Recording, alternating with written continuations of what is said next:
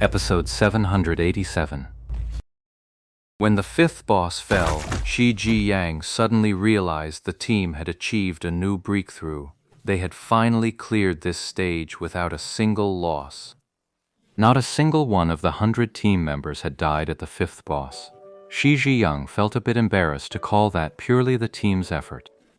This was a milestone the team had always strived for but never achieved, until Invincible Most Handsome showed up. His sharp instincts and protective awareness saved countless lives that would have otherwise fallen to the boss. Wow, nice. Shi Ji Yang solemnly commended Wudi Zuijunlang for his spirit. Naturally. Invincible Handsome said, and the knights, upon hearing this exchange, were utterly ashamed. The four of them working together still couldn't match what Invincible Handsome did alone. The history-making team surged with morale, breaking through the 6th, 7th, and 8th bosses in quick succession, still without a single casualty. Invincible Handsome pulled aggro rock solid. Any surprise, he read it instantly, protected everyone in time. With a tank like that holding the line, dying wasn't exactly easy. An immense sense of happiness gradually settled over the entire team. At last, the team had reached the 9th boss, the final guardian of the last mechanism, and the absolute limit of the Joyful Sheep team in the Sky Tomb. Up to now, this was the boss they could never break through, but this time they stood before the 9th mechanism at full strength, with no casualties, and they had Invincible Handsome, an incredibly powerful MT. How do we fight this? This time, Shi Ji Yang didn't rush to make a plan. Instead, he went to consult Wudi Zuijunlang before the battle. After being wiped out here countless times, Shi Ji Yang had long lost any confidence in the team's strategy. How do we fight? Invincible Most Handsome reacted as if he'd just been asked something he shouldn't have, questioning back with a skeptical tone before pausing to think, then finally speaking. I tank the mobs, the DPS deal damage, and the healers heal. This was the highly anticipated strategy? So this is the ultimate state of the principle that all changes lead back to the same core. As long as a game had the classic Iron Triangle party setup, that was pretty much how you took down every mob and boss. Leader Shi Ji Yang hemmed and hawed for a good long while, but in the end, he just couldn't get a word in edgewise. Everyone ready? I'm starting. Invincible Most Handsome was speaking when Joy Sheep hurriedly stopped him. Hey, hold on. We've cleared this spot plenty of times. Oh? That's as far as our team's gotten for now. Congratulations! You're about to make a breakthrough today. I'm starting. Hey, hold on.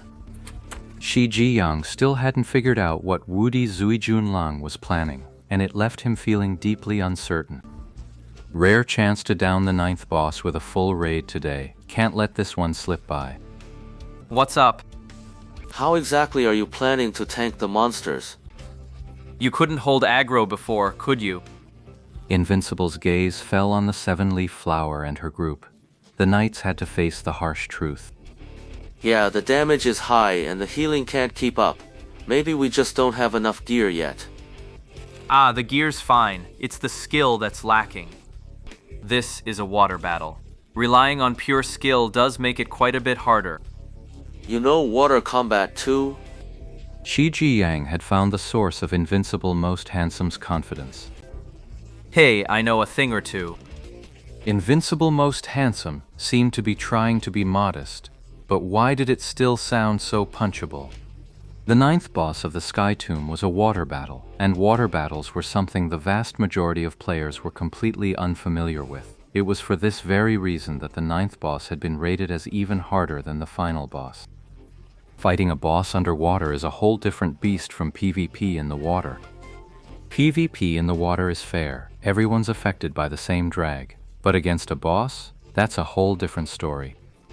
Bosses, those shameless creatures, backed by the system's shameless support, don't follow the usual rules underwater. Just imagine, players struggle against the water's resistance, their movements slowed to a crawl, while the boss is bursting with energy, soaring through it as if flying through the open sky. Against an opponent like that, it's no wonder it's tough. Yi Shu wasn't surprised that 7-Leaf One Flower and the other knights couldn't handle underwater combat. The most basic and frequent move for a knight tanking monsters was to raise the shield to meet an incoming attack. The shield's effect had to be brought into play no matter what. A knight's identity as a tank was half dependent on the shield's damage reduction effect.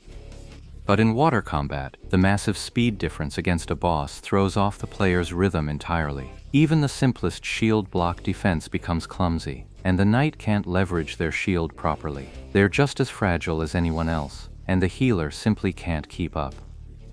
In other words, if their gear was strong enough, they might not even need a shield. They could just stand there and let their plate armor tank the hits. But 7-Leaf Flower and their team were still working on clearing this dungeon. There was no way their gear was that overpowered. Saying the 9th boss of the Sky Tomb is gear checked doesn't quite fit. If you needed gear that overpowered to clear it, no dungeon would ever demand something that ridiculous. The 9th boss actually tests your skill, water combat skill. It's not even that complicated. All you need to do is block the boss's attacks with your shield while fighting in the water. That's it.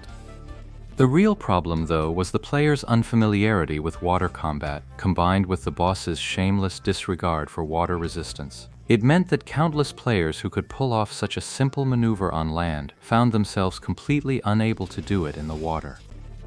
But for someone of Yi Shu's caliber, a trick like that was barely even beginner level.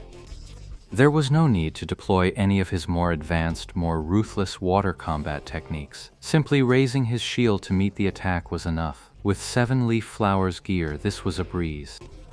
Of course, if he were wearing that cheap set from Invincible Handsome, even Yi Shu would feel some pressure. Then he'd have to rely on positioning and dodging to tank the boss. Players moved slowly in the water, but the boss was unaffected, making dodging far harder than tanking. That's why the 9th boss was one of the ones Yi Shu had listed as requiring proper gear.